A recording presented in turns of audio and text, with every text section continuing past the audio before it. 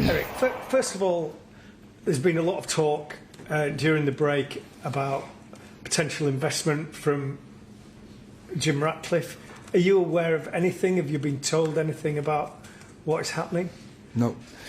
So I'm not involved in this, and others in the clubs are dealing with this. I'm focusing on my team. I'm focusing on the coming block, and I'm focusing on most important, most priority, next game. It's all about that. Someone who presumably is not going to be involved is Jadon Sancho. There's a lot of talk about him as well. Is there any change to his situation as far as you're concerned? I have everything said about it. You went into the international break on the back of a pretty memorable ending to a game that looked as though it wasn't going to turn out very well. Can you use that last couple of minutes against Brentford to almost restart your season?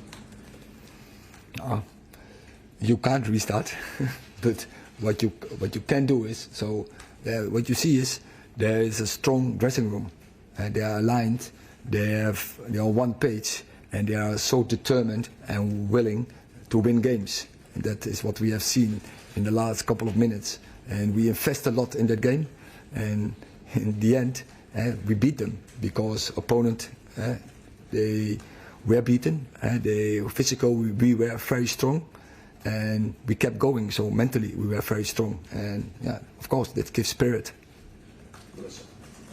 Erik, there's been a lot of criticism and noise around André Onana and his performances. You know what a strong personality he is. I just want to know, how's he been dealing with everything that's been happening, and how are you helping him through it?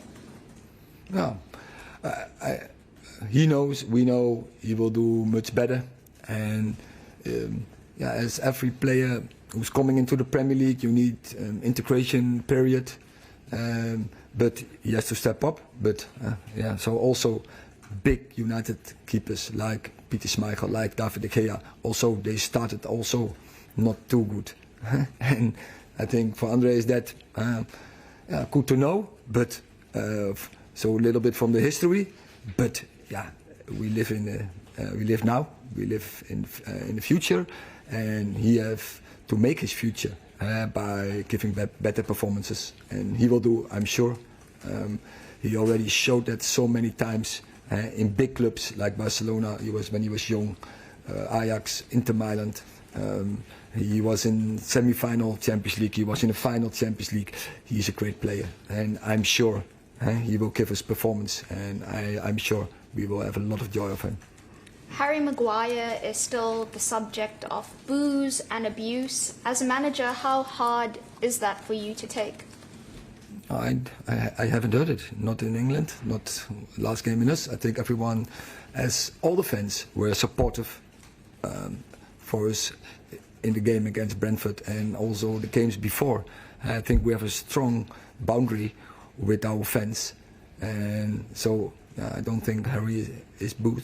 And he doesn't also deserve it because his performance against Brentford was very good, and also I think for England was in particular was a very good performance. Yeah. Erik, Sheffield United may sit bottom of the Premier League table, but does a side who are so desperate for 3 points, does that make them even more dangerous tomorrow? Every game the Premier League is difficult, and you have seen, if you see their results like against City, against Spurs, there were very narrow wins from both. So if you don't play your best football, you can have a problem. So it's up to us. United are currently 4th from bottom in the league when it comes to your away record. Is there anything that you can put that down to specifically, or how do you go about rectifying that? We won our last game away. So finally, it's not about that. So yeah, you can't figure out to the past. So I can also say we were last year 3rd in the league. We won a cup. We were in another final, but that was the past.